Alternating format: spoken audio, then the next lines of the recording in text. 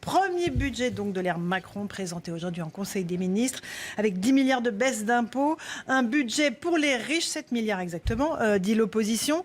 Levée de bouclier en commission des finances tout à l'heure avec cette punchline du ministre Bruno Le Maire pour répondre à l'interpellation d'Éric Coquerel de la France Insoumise. Écoutez, ça va vous rappeler quelque chose. Je vous le dis avec beaucoup de cœur, monsieur Coquerel, parce que vous n'avez pas le monopole du cœur dans cette commission. Vous n'avez pas le monopole de l'humain, monsieur Coquerel.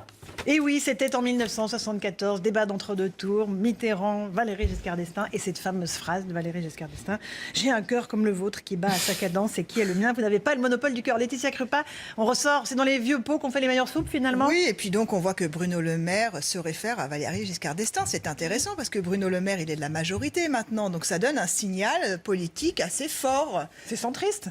Oui, on va dire ça comme ça, oui. On n'oublie pas d'où vient Bruno Le Maire. Alors oui, bon, c'est vrai qu'on la connaît, cette formule un peu classique. Il serait très bon quand on veut porter le renouveau, comme nous a dit Bruno Le Maire pendant toute la campagne des primaires, rappelez-vous, d'avoir des références un peu plus récentes. Daniel Obono, votre réaction à cette phrase, cette interpellation, en réponse à Éric Coquerel, votre collègue? Non, mais je pense que c'est une formule un peu rapide qui ne répond pas sur le fond. Évidemment, c'est une manière d'éviter le débat et les questions qui sont posées sur un budget d'austérité. Même si les intentions sont... Il y a passé oui, mais si les intentions sont bonnes, le résultat, il est ce qu'il est et nous le contestons. Alors, c'est un budget pour les riches, Pierre Persson? Non, c'est pas un budget pour les riches, c'est un budget pour les Français. Et ça, c'est ce qu'essaie d'expliquer Bruno Le Maire, Gérald Darmanin.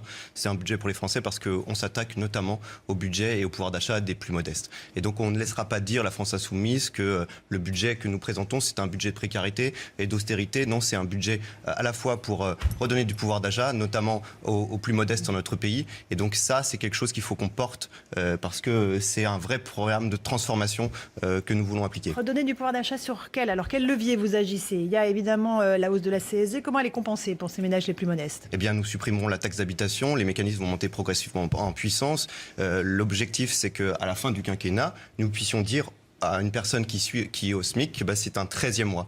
Et là où, par exemple, la France Insoumise proposait 200 € de manière unilatérale en faisant payer tout à l'entrepreneur lors de son programme présidentiel, et que c'était l'augmentation de la dépense publique, bah, je ne sais pas, en tout cas, c'est ce qui était proposé dans le programme. 100 milliards d'investissement pour la relance de l'activité, qui est allé sur un certain nombre d'investissements que vous ne serez pas en mesure de faire, parce que vous tapez notamment sur le logement et sur les bailleurs sociaux. Et ça va être au détriment des classes populaires. Nous avons fait des choix. Et c'est pas les Français qui payeront aujourd'hui, et c'est pas les entrepreneurs non plus, parce qu'on a besoin des entrepreneurs dans notre vie économique pour redonner un peu de croissance dans notre pays, parce que la croissance, elle est en berne, et ça, vous ça c'est des formules. 16 milliards, vous allez enlever 16 milliards dans le budget avec toutes vos formules. Où est-ce que vous allez les trouver, si ce n'est, encore une fois, oui, mais ça veut dire quoi, les économies, hein? Vous pensez qu'il y a besoin de faire des économies aujourd'hui? Nous donnons 6 milliards de pouvoir d'achat aux Français. 6 milliards de pouvoir d'achat aux Français. Oui, 6 milliards de pouvoir d'achat et 16 milliards d'économies. Qu'est-ce que ça veut dire? Ça va être les services publics en moins. Ça veut dire moins de remboursement, notamment de la santé et des médicaments. Alors vous nous dites, vous enlevez les cotisations. Vous pouvez pas dire ça quand on augmente d'1,3 milliard le budget de l'éducation nationale. Vous pouvez pas dire qu'aujourd'hui c'est moins de services publics. Sur la santé, vous êtes prêt à enlever un certain nombre de quelques milliards. Et qu'est-ce que ça veut dire? Ça veut dire le remboursement, par exemple, sera vraiment une prise en charge. Et qui est-ce qui va payer tout ça? Ça veut dire c'est pas les Français, parce que nous rembourserons les prothèses auditives. Nous allons rembourser les lunettes. Vous êtes prêt à dire qu'aujourd'hui, la baisse de la prise en charge des cotisations de l'assurance maladie ne va pas se faire au détriment de gens qui payent déjà? Non, parce que nous transférons une partie de la fiscalité sur la CSG, parce qu'aujourd'hui, 16 milliards un mois et 6 milliards éparpillés ici et là. Il faut libérer. Alors, l'un après l'autre, parce que sinon on n'y comprend rien. Pierre Persson et ensuite Daniel Obono. Allez-y. Je pense que Daniel Obono se trompe, parce que ce que nous voulons faire, c'est libérer du pouvoir d'achat, libérer aujourd'hui la fiscalité du travail. Quand on dit qu'on supprime les cotisations salariales et qu'on fait une bascule sur la CSG, c'est parce qu'on veut taxer le capital et non pas le travail, parce qu'on veut que les Français puissent, lorsqu'ils ont la possibilité de travailler, gagner plus que lorsqu'ils ne travaillent pas. Et ça, aujourd'hui, moi, j'entends pas de proposition du côté de la France Insoumise. Écoutez, vous allez en entendre, parce que nous avons un contre-budget que nous allons présenter, et nous vous dirons exactement où est-ce qu'on va prendre l'argent là où vous ne le faites pas. Par exemple, le CICE. Vous enlevez aujourd'hui des contrats, des emplois aidés qui coûtent environ... Ça n'a rien à voir avec le CICE. Non, le CICE, c'est pas la même chose. Je donne un exemple. Là où vous prenez l'argent, vous ne le prenez pas sur les 20 à 30 milliards de CICE qui sont donnés aujourd'hui en déduction fiscale pour les entreprises. Mais... Par contre, vous allez nous prendre des contrats aidés qui coûtent en moyenne 10 000 euros par emploi aidé quand les emplois du CICE coûtent 200 000 euros. C'est un point très intéressant. La comparaison était de dire, aujourd'hui, l'État permet qu'il y ait des emplois aidés, ça coûte 10 000 euros. Le CICE, qui n'a pas permis justement de relancer l'emploi, ce sont les rapports officiels qui le disent, coûte 200 000 euros. Alors d'un côté, vous avez 200 000 euros pour les catégories les plus éloignées de l'emploi, avec des processus qui permettent un retour à l'emploi, et de l'autre, 200 000 euros pour les entreprises. Les emplois alors là, aidés, excusez-moi, à 10 fois plus cher l'emploi, on voit bien quels sont les choix qui sont faits. Laetitia Croppa. Là, en fait, oui, je suis spectatrice de votre conversation, on va dire, et c'est assez... c'est un bon reflet de ce qui se passe. Voilà, c'est que effectivement, en termes de communication, la France insoumise a un positionnement qui est quasi parfait parce qu'ils sont très peu nombreux. On les entend peut-être plus que la majorité, avec des arguments massus, avec des chiffres peut-être un petit peu trop pour qu'on puisse vraiment comprendre. Et c'est assez caricatural finalement comme affrontement, la France des pauvres versus la France des riches. Moi, ce que j'ai remarqué juste aujourd'hui dans les mots du porte-parole du Castaner, il y a un changement de paradigme parce que j'ai retenu 2 phrases. Avant, on traitait la pauvreté, dit-il, par l'indemnisation, on va changer de modèle. Et nous assumons de vouloir créer des richesses avant de les redistribuer. Là aussi, on change de modèle. Là, on change complètement de modèle, du modèle de l'État socialiste, de l'État quasi de l'État-providence. On est dans un changement de paradigme. Parce que nous avons donc ça, il faut vraiment l'expliquer. Aux Français. Il faut en effet l'expliquer qu'on ne peut plus aujourd'hui creuser le déficit comme on l'a fait pendant 30 ans. Qu'on peut plus gréver aujourd'hui l'endettement et notamment ceux des générations futures. Et donc, on est responsable et on propose un budget de transformation qui change de paradigme. En effet, quand on revient sur les emplois aidés, aujourd'hui, les emplois aidés, c'est un effet domaine permanent, notamment pour le secteur économique. Non, mais je suis d'accord avec vous sur le secteur associatif. C'est pour ça qu'on en conserve 200 000 l'an prochain dans le budget. Mais vous ne pouvez pas nous dire que le seul traitement du chômage, c'est des emplois aidés. Parce que non, les emplois aidés, c'est plus de précarité, c'est moins d'insertion professionnelle sur le long terme. Donc nous, ce qu'on fait, c'est qu'on supprime en effet des emplois aidés, mais on le réinjecte dans la formation. Parce que la formation, c'est seul. Et ça sera le prochain gros dossier du gouvernement, la formation professionnelle et l'apprentissage. Sur l'ISF, ça vous fait bondir, Daniel Obono ? Ça me fait bondir parmi suppression partielle. Parmi d'autres. Ensuite, on va nous dire qu'on est caricaturaux, mais c'est le gouvernement qui fait un certain nombre de choix tout de même. Vous disiez qu'il y a un changement de paradigme. Moi, je ne crois pas. Je crois que ça s'inscrit dans la lignée des politiques menées jusqu'à présent et qui montrent quand même. Vous disiez, il faut créer des richesses avant de les redistribuer. Elles existent les richesses. Excusez-moi.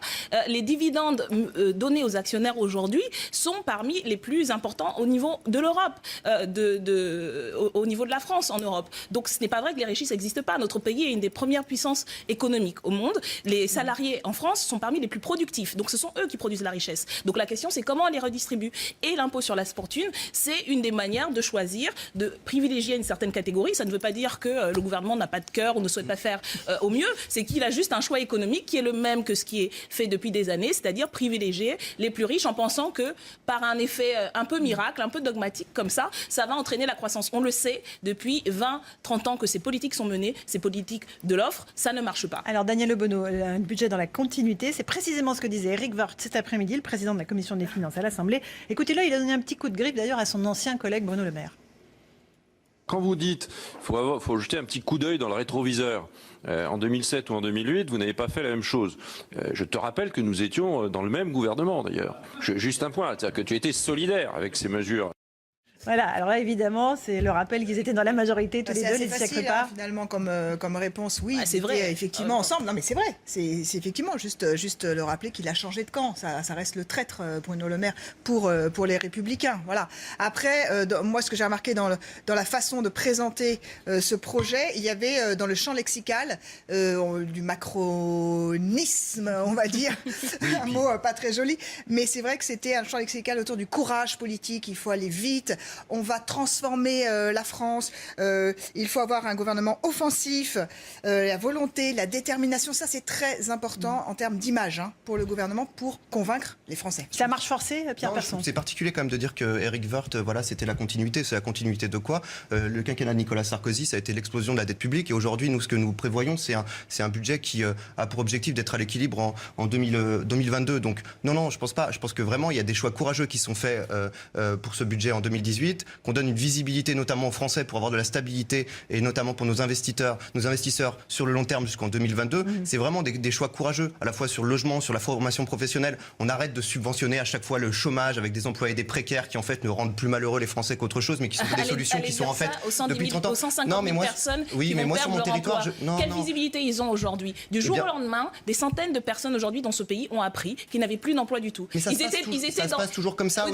Non, ça ne se passe pas toujours bien entendu, comme ça. si, parce que l'emploi aidé n'a pas vocation à être reconduit. Donc l'emploi aidé, c'est un moment, et on le sait très bien, c'est 25% d'insertion professionnelle et encore moins dans certains secteurs. Et aujourd'hui, vous pouvez pas 75% dans certains secteurs aussi. Vous pouvez pas vous en satisfaire. Que le monde associatif en ait besoin. Mais je suis tout à fait d'accord avec vous. Mais par contre, qu'aujourd'hui, les effets d'aubaine, que l'État finance aujourd'hui les acteurs privés qui auraient quand même embauché, eh bien, je pense que c'est de la gabegie budgétaire. Quels sont les effets d'aubaine? Ceux du gouvernement lui-même, de l'administration, qui emploient à foison. Effectivement, là, on va être d'accord, peut-être des emplois aidés. Mais ça correspond à des besoins, n'est-ce pas? Si on enlevait, et c'est ce qui se passe aujourd'hui dans les Outre-mer, justement, tous ces emplois aidés, ils servent au niveau sanitaire. Alors pourquoi on ne titularise un dernier mot sur les emplois aidés. D'accord? Là, vous allez enlever 150 000. Vous dites que vous augmentez, mais en fait, non, vous enlevez 150 000 cette année et 110 000 l'année prochaine. C'est le plus grand plan social qui ait jamais été entrepris. Il avait été décidé déjà sous François Hollande. Un dernier mot sur ce budget, parce que c'était notre sujet, Pierre Persson. Les juges de paix seront les Français. Ils vont bien sur la fiche de paie à la fin des prochains mois, s'ils gagnent ou s'ils perdent, parce qu'on a fait beaucoup de jolis petits diagrammes dans nos journaux. Mais la réalité, c'est eux qui vont la découvrir. Et là, ils seront contents ou pas. Bien entendu. Mais nous, on s'est engagés et ils le verront. C'est-à-dire que dès 2018, il y a une augmentation. Là où l'opposition disait, vous allez voir, il va y avoir une augmentation de la CSG, elle ne va pas être compensée. Et donc, vous allez perdre en 2018. Ce qui n'est pas le cas. C'est-à-dire que nous avons mis en place les mécanismes pour que ce soit progressif. Et à la fin du quinquennat, ça sera un 13e mois pour quelqu'un qui est au SMIC. La CSG augmente tout de suite. Par contre, les baisses sont lissées sur l'année. Non, si, vous avez aménagé. La question de la taxe d'habitation. Je pense que c'est pas simplement sur. Vous ne parlez pas aux Français de la taxe d'habitation. C'est pas simplement sur. Justement, je vais en parler. C'est pas simplement sur le salaire. C'est-à-dire qu'il y a le salaire brut qui baisse, parce que c'est ça quand on enlève les cotisations. C'est du salaire qui est enlevé. Et d'un côté, la CSG qui augmente pour un certain nombre de catégories, eux, ils vont le sentir, par exemple les fonctionnaires. Mais c'est aussi, du coup, la prise en charge médicale qui va augmenter.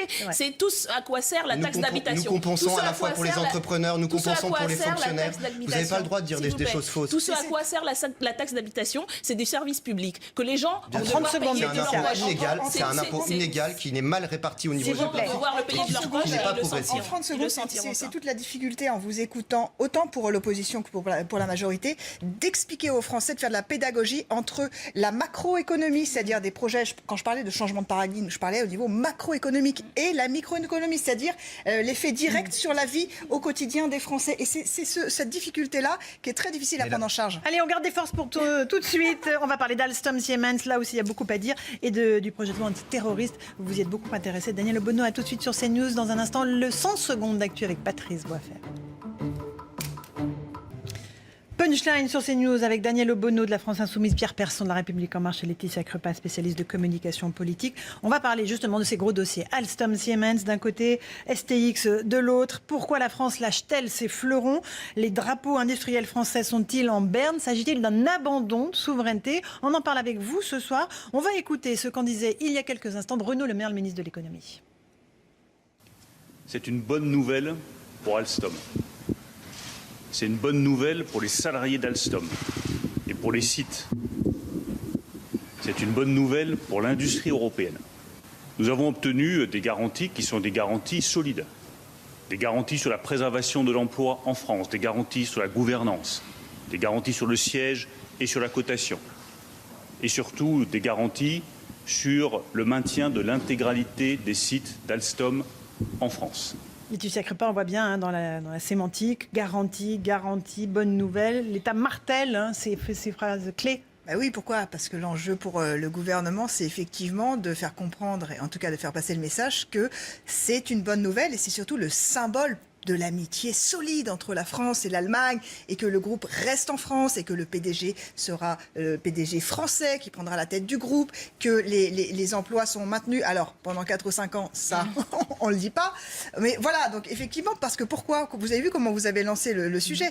Vous avez dit, effectivement, est-ce que finalement on abandonne les fleurons de l'industrie française? Et c'était ça dans la presse. Tous les titres quasiment de la presse étaient identiques. Le TGV passe sous contrôle allemand. Voilà, alors c'est cette image-là d'aveu d'échec finalement, parce qu'on laisse Siemens dans 4 ans qui peut aller au-delà de 50% du capital, donc effectivement prendre le pouvoir sur ce gros groupe.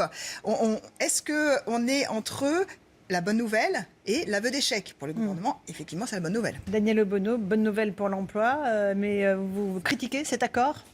Bonne nouvelle, on va voir concrètement qu'est-ce que ça veut dire, parce qu'il y a déjà eu des bonnes nouvelles annoncées comme ça à grand renfort de répétition sur le groupe dont il est question là. Les accords avec General Electric prévoyaient justement des garanties, des bonnes nouvelles de ce type-là, et on a vu ce que ça a donné.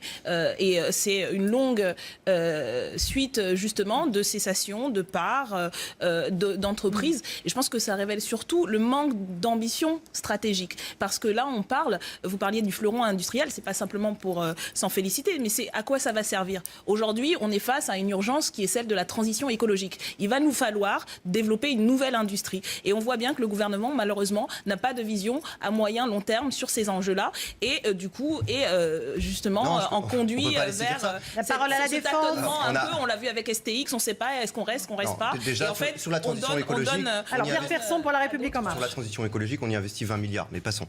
On va voir là aussi de quoi il s'agit exactement. Voilà, sur 5 ans, 20 milliards. Oui. Non, la question d'Alstom, c'est quoi? C'est qu'aujourd'hui, vous avez des gros géants, des géants américains, des géants chinois, qui pourraient notamment prendre le contrôle de nos fleurons. Et qu'est-ce qu'on fait? Eh bien, on consolide au niveau européen en garantissant l'emploi, en garantissant les sous-traitants. Pourquoi? Pour qu'on soit plus fort. Parce qu'en fait, il n'y a qu'une seule échelle pour défendre l'emploi en France et en Europe. C'est l'Europe. Et ça, c'est ce que réfute en fait notamment la France insoumise. Quand Emmanuel Macron va et monte au créneau devant la Commission sur la question notamment de l'acier chinois qui fait un dumping formidable, eh bien il dit aujourd'hui il n'y a que l'Europe qui peut agir et peut fermer ses frontières, en tout cas réguler les différents accès. Et donc là, ce qui se passe, eh bien c'est la consolidation d'un acteur qui va devenir un acteur énorme au niveau international et qui pourra pérenniser les emplois à la fois en France mais aussi en Europe. Vous savez, là je suis d'accord avec vous, vous allez être surpris, mais vous parlez d'Emmanuel Macron. Alors voyons voir de quoi il s'agit, parce que nous avons proposé pendant toute la campagne et continuons à le proposer, la notion de protectionnisme solidaire. Voilà, oui, qu'il s'agissait... Je le pense au niveau européen, vous le pensez au niveau national. Non, nous le proposons au niveau européen et vous le verrez notamment dans les débats sur la question européenne. Mais ce n'est pas ce que fait aujourd'hui Emmanuel Macron. Il ne donne pas les moyens à l'État d'intervenir directement, y compris se donner les moyens au niveau européen ou au niveau national d'avoir du protectionnisme solidaire. Non, il se retire. La question, c'est ça l'enjeu. Et puis ensuite, effectivement il se retire et il choisit. Alors ce ne sera pas les choses ne sont pas si simples, Madame Obono. La question ce ne sera pas les Chinois, ce seront d'un côté les Italiens pour STX ou les Allemands. Il ne s'agit pas de remettre en cause des Italiens ou des Allemands. On comprend qu'ils défendent leurs intérêts, mais le gouvernement ne défend pas les intérêts d'une véritable stratégie. Pierre Persson, sur STX. Alors c'est très très clair. STX, il y a eu un psychodrame cet été. On a nationalisé partiellement. On ne voulait pas que ça passe sous contrôle italien. Badaboum, quelques mois plus tard, on en revient exactement au même résultat. Tout ça pour ça? Non, il faut donner des signes. D'ailleurs, c'est pas ce qui se passe. Aujourd'hui, l'État garde toute possession du groupe. Il donne la possibilité, il prête 1%. Et, oui, parce qu'il faut quand même le dire aux Français. C'est 50% pour la France, 50% pour les Italiens. Ce que fait la France, c'est qu'elle prête 1% qui permet aujourd'hui à l'État italien de prendre la gouvernance. Voilà ce qui se passe. Mais il y a des garanties qui sont demandées. Et si, par exemple, ces garanties ne sont pas respectées, eh bien, l'État français est en capacité de reprendre le contrôle. Donc, il ne faut pas stigmatiser. Par ailleurs, sur les moyens, vous me parlez des moyens. Mais oui, mais les moyens, c'est au niveau européen qu'il faut les faire émerger. Et qu'est-ce qu'on dit à l'Allemagne? On dit qu'il faut que nous, on fait des efforts notamment pour respecter les 3%. C'est aussi la question budgétaire. Donc, quand vous vous dites la dépense à tout va, pas de problème de déficit, on ne respecte pas les 3%, allez après expliquer à nos amis allemands qu'on cherche à avoir des moyens supplémentaires. On a les images en direct de Pierre Persson, du président Macron, avec le président, avec M. Gentiloni pour la signature évidemment de ces accords. Laurent Wauquiez, lui, a un avis tout à fait similaire à vous, Daniel Obono, désolé de vous le dire. On va écouter ce qu'il dit à propos de Siemens, Alstom. Écoutez-le. Tant mieux. Siemens devient majoritaire chez Alstom. Alstom va devenir une division de Siemens et nous n'aurons plus notre mot à dire. Très simple, les arguments sont les mêmes. Non, mais si vous permettez, moi j'aimerais insister sur le fait qu'on a déjà vu ça sur d'autres secteurs avec des garanties qui sont données. Moi je veux bien croire et je pense que les salariés voudraient croire à ça, mais ils le savent. Des secteurs entiers de l'industrie ont été dépecés et puis à chaque fois on disait justement pendant 1 ou 2 ans on va garantir, maintenir et au final des milliers de gens se sont retrouvés sans emploi ou dans des processus de formation qui ne formaient pas et où ils n'avaient pas la possibilité d'être réorientés vers d'autres secteurs. Et puis surtout, on a perdu de marge de manœuvre directe, nationale, dans des secteurs qui pour nous sont des secteurs stratégiques pour la transition Alstom, qui est son écologique. premier client, c'est l'État français. Si vous regardez tout simplement ce qui s'est passé en 2016, qui a été décrié et notamment par votre groupe à l'époque, c'était la question du financement d'Alstom. Qu'est-ce qui s'est passé? C'est simplement l'État a commandé de nombreuses rames pour financer l'activité d'Alstom. Aujourd'hui, on a une autre stratégie. Cette stratégie, c'est la concentration au niveau européen pour faire vivre un géant qu'on doit pérenniser. De 2016 à 2017, vous avez changé de stratégie. Tout d'un coup, on donne de l'argent pour acheter des rames, mais vous avez une stratégie de transition écologique, mais elle change au bout d'un an, c'est ça? Je vous rappelle que nous n'étions pas au pouvoir en 2016. Oui, mais M. Emmanuel Macron était déjà à la manœuvre sur Alstom. Il était au niveau économique, y compris au niveau de l'accord avec General Electric. N'était plus au gouvernement en ce moment-là, mais peu importe. Au niveau de l'accord avec General Electric, on sait très bien que quand M. Montebourg s'est opposé à la stratégie au niveau de General Electric, il a été celui qui a poussé vers l'accord. Donc, il n'est pas. On ne vous mettra pas d'accord sur ces sujets économiques. On va prendre un peu de temps pour parler de la loi antiterroriste. C'est un dossier sur lequel vous avez beaucoup travaillé, Daniel Obono. 3e jour de l'examen de ce projet de loi à l'Assemblée nationale. Feu vert aujourd'hui de l'Assemblée aux perquisitions hors état d'urgence, c'est-à-dire que les préfets auront autorisation à déclencher des visites domiciliaires afin de prévenir des actes de terrorisme. On va écouter le ministre de l'Intérieur, Gérard Collomb, et je vous donne la parole ensuite. Eux, ils sont pour mettre tout le monde en prison dès le premier moment. Donc évidemment, on est relativement modéré par rapport à ce qu'ils proposent. Alors eux, ils veulent mettre tout le monde en prison. Pierre Persson, c'est eux, c'est l'opposition, oui, c'est ça. C'est la droite. Vous avez d'un côté la droite qui ne veut pas sortir. Il répond à Éric Ciotti et Guillaume Larrivé. Qui ne veut pas sortir en effet de l'état d'urgence, qui veut un peu le tout répressif. Et puis vous avez à côté la France insoumise qui nous dit oula, vous êtes des vilains liberticides, faites attention, ça va être la démocrature. Passons. Non, nous ce qu'on pense, c'est que globalement on est dans un entre-deux, un texte toujours équilibré qui fait en fait sortir la France de l'état d'urgence, parce que ça fait 22 mois que nous sommes dans l'état d'urgence et ça peut pas être une solution pérenne. Même sous le temps du général de Gaulle, avec toutes les problématiques bien plus graves qu'on a connues, c'était 18 mois. Et donc là, aujourd'hui, on sort de l'état d'urgence. Bien plus grave, je crois qu'il n'y a pas de comparaison qui est possible. En tout cas, c'était d'autres problématiques. Et par ailleurs, la question aujourd'hui, c'est comment on cible le terrorisme. C'est-à-dire que comment on fait des mesures spécifiques au terrorisme. Parce que Madame Obono, elle vous parlera sûrement de l'état d'urgence. Et je ne pense pas qu'elle puisse s'en satisfaire, parce qu'elle nous disait, c'était des mesures qui n'étaient pas ciblées. Aujourd'hui, nous ciblons sur le terrorisme pour protéger les Français. Et donc nous sortons de l'état d'urgence et nous faisons une transition qui est donc cette loi. Avant de vous passer la parole, Laetitia Crepin, là-dessus, sur cette paradoxalement, on pourrait croire qu'effectivement pour la majorité c'est difficile à expliquer aux Français, mais non, puisque les oppositions lui servent à être dans un juste milieu. Voilà. Comme ça, il peut dire nous sommes ni liberticides, ni ne donnez pas trop de contraintes, mais nous sommes juste milieu. C'est le message qu'il va faire passer. Sécurité, oui, mais nous respectons aussi la liberté des Français. Alors ce message-là, il va falloir qu'ils le répètent longtemps, qu'ils aient peut-être d'autres porte-paroles que Gérard Collomb, qui n'a fait finalement qu'une matinale radio. C'est un peu faible pour expliquer le message. Nous sommes en pleine discussion. On imagine qu'effectivement, après, derrière, il va y avoir un petit déploiement, pour l'instant un peu faible, parce que pourquoi, on en parlait tout à l'heure, c'est que les députés ne sont pas encore identifiés des Français. Donc les députés, La République En Marche, montent au créneau médiatique, mais comme ils ne sont pas identifiés, les messages portent peu. Il sera sur CNews dans les prochains jours, Gérard Collomb. Daniel Obono, sur les préfets, qu'est-ce que ça veut dire concrètement que les préfets sont autorisés à déclencher des visites domiciliaires afin de prévenir des actes de terrorisme? Sur cet article en particulier, le problème n'est pas tant le préfet, puisque nous, ce que nous disons d'ailleurs, c'est qu'il existe déjà dans notre arsenal juridique, qui est quand même un des plus robustes au niveau européen sur ces questions. Nous avons plus de 15 lois antiterroristes qui ont été votées depuis plusieurs années, mais il y a une procédure qui existe. Par contre, elle est encadrée parce que c'est une procédure judiciaire qui peut être aussi rapide, puisque nous avons y compris un parquet qui réagit de manière très rapide quand il y a des demandes suscitées, notamment pour motif d'actes ou de prévention des actes terroristes.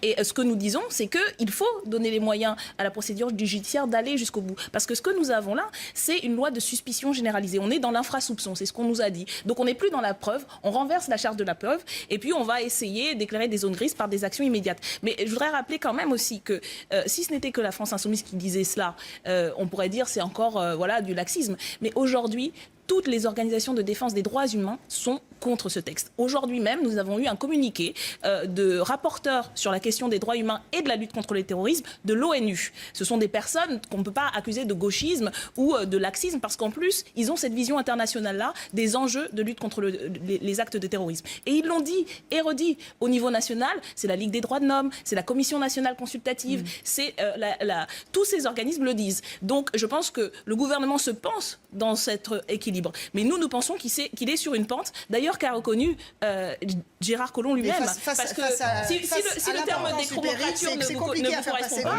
il a reconnu sur une antenne de vos confrères que nous courions le risque d'être sur la pente d'un despotisme doux, le terme vous convient peut-être plus, et il l'a dit oui. Alors je ne parlerai pas des lapsus du président de la République, mais je pense que sur cette question-là, à partir du moment... Il faut être sérieux quand même sur ce sujet. Oui. Et la caricature, c'est pas le sérieux. Mais ce n'est pas une caricature, c'est les propos même du ministre. Et ce sont les propos, encore une fois, de l'ONU et des organisations des droits humains. Vous avez d'autres propos, vous avez des magistrats qui sont... Despotisme doux, qu'est-ce que vous répondez à ça? Mais ça, c'est la réalité. C'est la même chose, c'est le même dialecte habituel, coup d'état social, despotisme doux, démocrature. Ce sont les termes de journalistes et de Gérard Collomb. Ce sont vos termes. Non, moi j'ai les termes notamment de ceux des auditions et notamment des acteurs qui sont reconnus quand même sur le sujet, François Molins, etc. C'est comme des gens à qui on peut apporter une forme de crédit. Bon, ces gens-là, on considérait quand même que le texte était équilibré, que c'était une ligne de crête et qu'on renforçait certains dispositifs, mais qu'ils étaient focalisés sur l'antiterrorisme. Aujourd'hui, c'est pas le tout répressif, c'est pas la possibilité d'enfermer n'importe quel Français sans possibilité de recours. Au contraire, on le fait a posteriori. Alors après, il peut y avoir un débat, mais sur ces questions-là, c'est un vrai état de droit qu'on propose et qu'on sort de l'état d'exception. On sort de l'état d'exception. Nous sortons de l'état d'exception qui est l'état d'urgence pour rentrer dans un état de droit commun. Insoumise, encore une fois, qui le dit, ce sont toutes les organisations de défense des droits humains. Laetitia Croppa, face à l'importance du péril, dans le quand même, contexte des attentats, les Français sont massivement pour cette loi?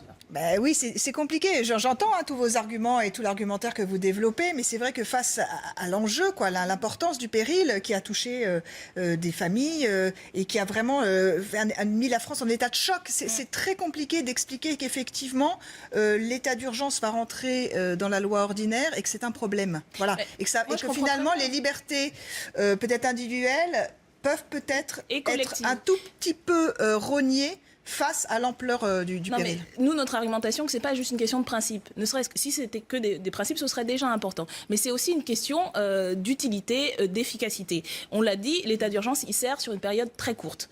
Et ensuite, quand il est prorogé, comme ça a été le cas, son efficacité est réduite. Y compris des experts nous l'ont dit.